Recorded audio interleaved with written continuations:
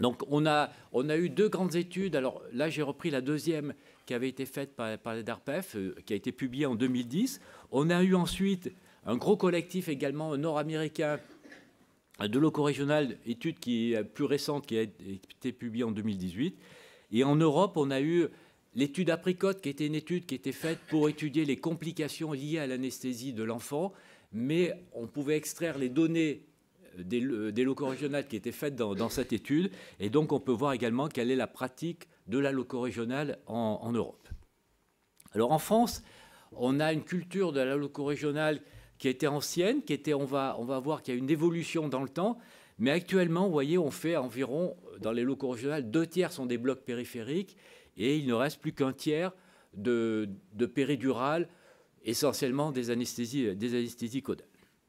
Lorsqu'on regarde les blocs périphériques qui sont utilisés, alors ça, c'était maintenant, ça commence un peu à dater, c'était il y a une quinzaine d'années, vous voyez qu'il y a essentiellement des blocs ilio-inguinaux et des blocs péniens. Par exemple, les blocs du carré des Lombes, on n'en voyait pas parce qu'à cette époque-là, ce n'était pas décrit encore, en tout cas chez l'enfant.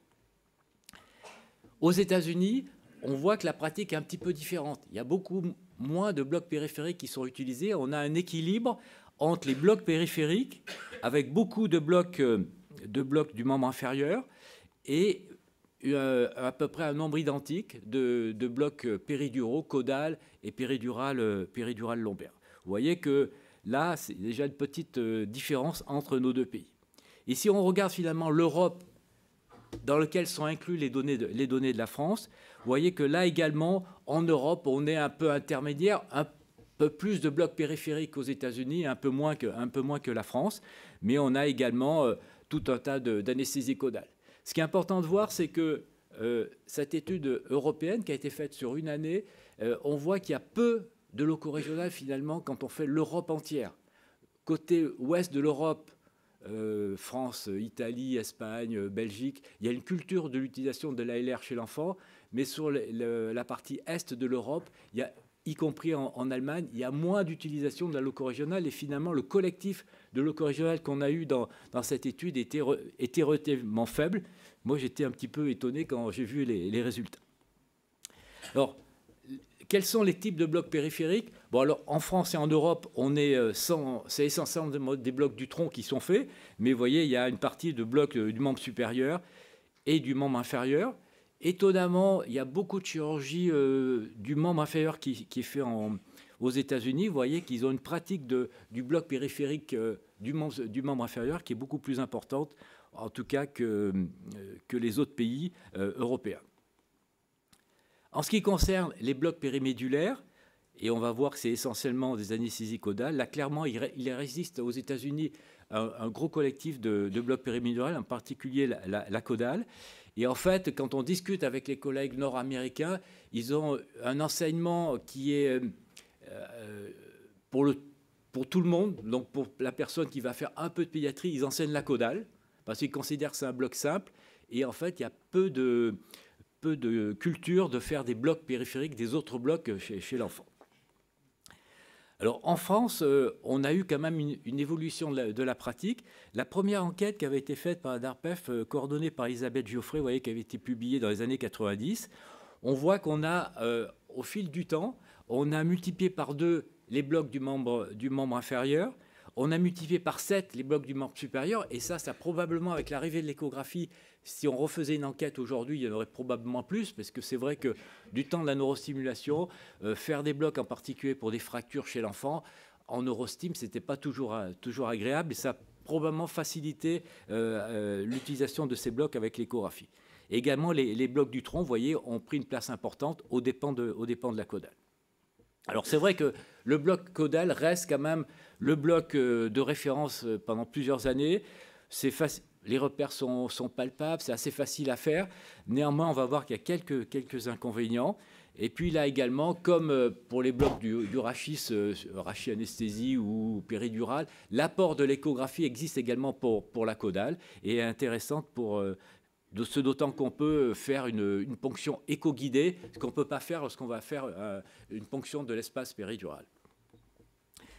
Alors, la caudale, les avantages, c'est que ça reste en qualité d'analgésie identique au bloc périphérique. Il y a un petit inconvénient qui est la tendance à avoir plus de blocs moteurs résiduels et un peu plus de rétention urinaire en fonction de certains types de chirurgie, en particulier lorsqu'on va l'utiliser pour des cures d'hypospadias. L'autre gros inconvénient de la caudale, c'est que ce n'est pas une technique dénuée de complications. Vous voyez que dans les années 90, on voyait qu'il y avait des ponctions durales. Bon, alors c'est sûr, souvent, c'est des erreurs techniques, mais il y a également des injections intravasculaires d'anesthésique locale, parce que je vous rappelle que c'est le bloc où on utilise le plus gros volume d'anesthésique locale. Et également, donc, ces injections intravasculaires, parfois, peuvent se traduire par des troubles du rythme cardiaque. Également, vous voyez, on avait retrouvé une ponction rectale. Donc, clairement, là, il y avait des défauts techniques. Et on peut penser que si on systématise un peu plus l'utilisation de l'échographie pour la caudale, on va pouvoir s'affranchir de ces complications.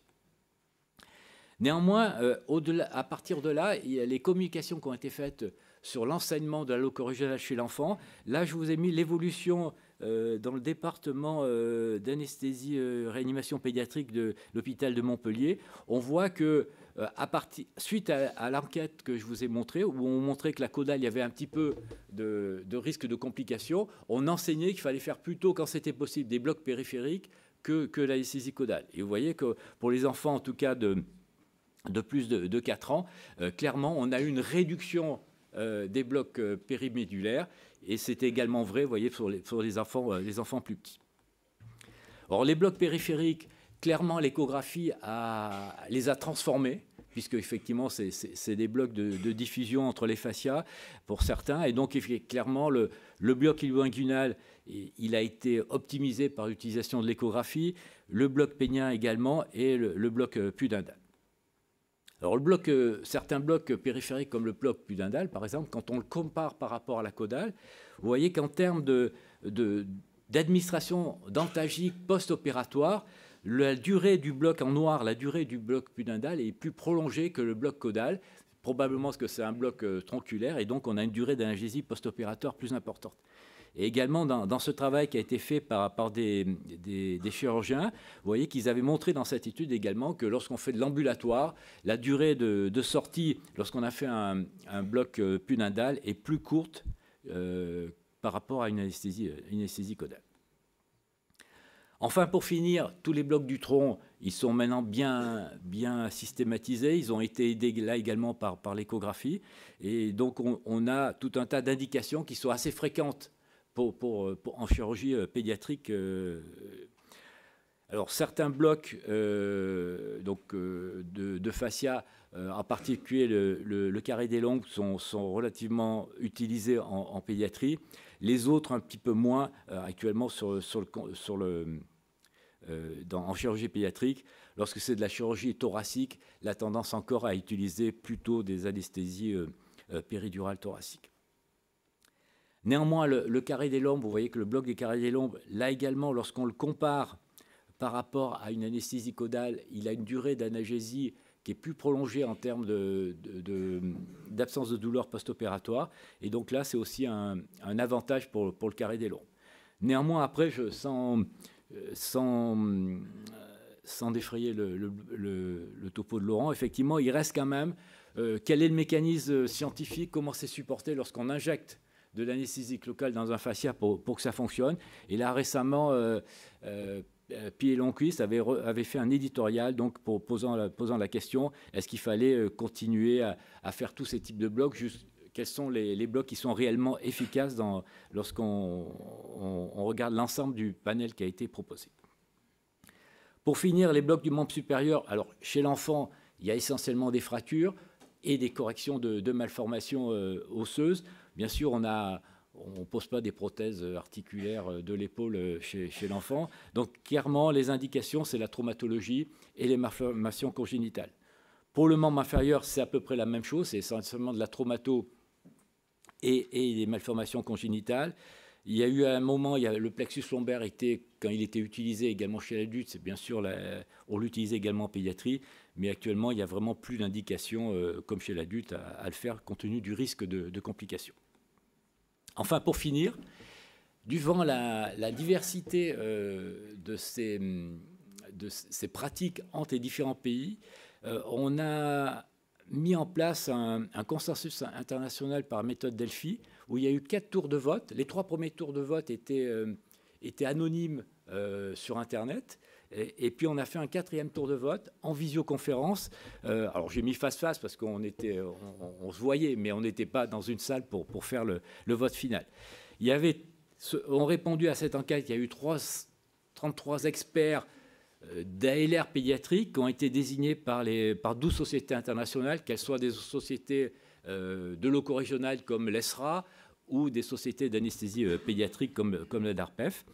Et l'objectif, c'était de définir, on avait le panel de tous les blocs possibles et inimaginables, et on devait définir, noter entre 0 et 10, les blocs à faible complexité et à haute valeur ajoutée. Et donc, alors du coup, pour l'instant, malheureusement, je ne suis pas autorisé à donner des informations précises parce que du coup, le papier en soumission à RAPM. Néanmoins, on verra que, par exemple, comme ça a été international, comme tout le monde, c'était un vote et effectivement, il y avait des statistiques. La caudale reste quand même une technique qui va apparaître comme étant un bloc finalement de faible complexité et de valeur ajoutée intéressante. Également, il y a eu une discussion, par exemple, sur le bloc Peña.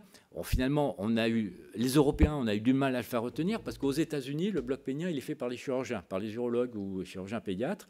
Et alors qu'en Europe, en tout cas en France, c'est plutôt les anesthésistes qui le font. Pas plutôt, c'est les anesthésistes qui le font.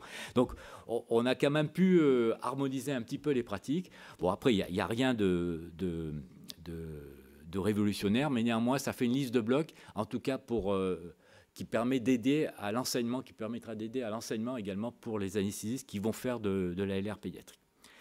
Et pour finir, donc, on continue, en tout cas en France, à recommander les blocs périphériques chaque fois que c'est possible, compte tenu de leur efficacité, compte tenu de l'apport qu'on a avec l'échographie. Et vous voyez là sur la partie droite, vous voyez l'anesthésiste qui fait le bloc Peña et le chirurgien qui fait l'acte opératoire. Et l'enfant est en ambulatoire, il est déjà debout, prêt à partir. Je vous remercie de votre attention.